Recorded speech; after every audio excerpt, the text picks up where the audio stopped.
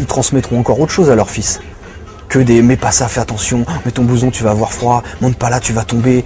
Parce qu'à force de faire ça, on fait quoi? On peut rester chez soi enfermé et puis là il nous arrive rien. Mais je crois que la vie elle se passe dehors quand même. Donc si on a 2 jambes, des bras, c'est pour grimper, pour aller voir ce qui se passe, et pas pour rester enfermé, sinon on serait comme des arbres. Il n'y a pas de plus fort ou de plus faible. Ce qui est important en fait, t'es fort dès le moment où tu vas jusqu'au bout pour la cause que tu défends. Demain tu te bats ou t'as une embrouille, si ta cause est bonne, tu gagneras toujours, même si physiquement t'as perdu. Le gars il t'a descendu physiquement, il t'a cassé les jambes, tu dis ouais tu m'as battu physiquement, mais je reste toujours dans ma tête, tu peux pas rentrer dans ma tête et changer ce qu'il y a dans ma tête. Si moi je te dis que ça c'est comme ça et que je suis sûr de ça, tu ne bougeras pas ça, et c'est ça qui est important. Donc maintenant dans le parcours, tu peux te blesser, tu peux avoir quoi que ce soit, mais c'est pas parce que même moi personnellement demain je me blesse dans le parcours, ça peut m'arriver, et je croirai toujours aux mêmes valeurs. Parce que même les animaux, ça leur arrive de tomber aussi. Ils font des chutes, sauf que quand ils se plantent, bah voilà, c'est pas du béton, quoi. Ça se rapproche vraiment des arts martiaux.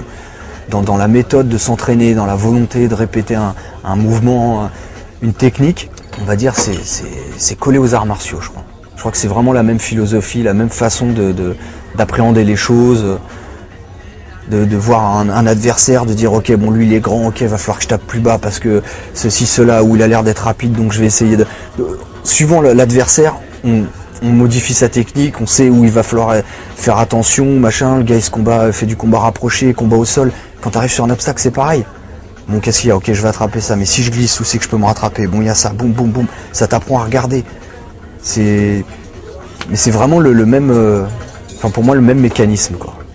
Mais je crois que la peur elle est tout le temps là, c'est qu'à un moment tu as la confiance, que au moment que tu vas faire un saut, tu dis celui-là ça fait quand même 500 fois que j'ai répété ça à côté, et sur les 500 je me suis pas planté, pourquoi maintenant que je tente là je tomberai?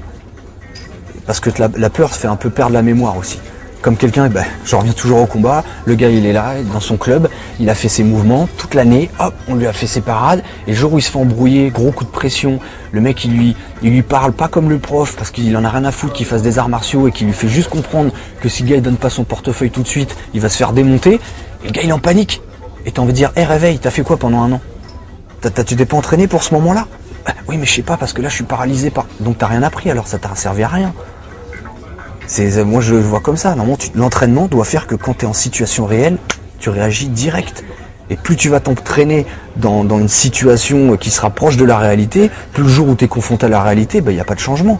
Parce que le vrai, c'est quand tu es confronté au vrai. C'est tout quoi. C'est pas en apprenant sur de la mousse ou sur des trucs que d'un coup, ou en prenant un petit coup avec un gant de boxe où tu fais ah c'est ça un coup de poing, non un coup de poing avec des os qui te rentrent dans le crâne, ça n'a rien à voir quoi. Quand t'as ta tête qui te prend un choc et que tu sais plus où t'es, si tu t'as pas pris un coup de poing dans ta vie, tu peux pas savoir ce que c'est. Et je crois que voilà, c'est un peu ça, quand tu t'engages dans un truc, tu sais les risques et tu t'étonnes pas parce que c'est vrai que j'ai essayé de faire du parcours, je me suis tordu la cheville, moi j'arrête ce sport, c'est vraiment dangereux, tu le sais à l'avance. Tu le sais à l'avance, un chasseur ou n'importe quoi, le mec dans les tribus, il grimpe dans les arbres, ça leur est arrivé de tomber, de s'écorcher, de s'ouvrir, mais mais on est obligé de passer par là, sinon on mange pas ce soir, on est obligé de grimper dans l'arbre. Dès le moment où tu sors de chez toi, c'est dangereux. Quand tu descends dans le métro, c'est dangereux. Tu peux être au bord du métro avec ton portable, toi tu te crois en sécurité, et puis t'as l'autre qui court parce qu'il y a son pote qui veut rattraper, il te bouscule, tu tombes sur la rame. Toi tu voulais pas y aller, mais voilà.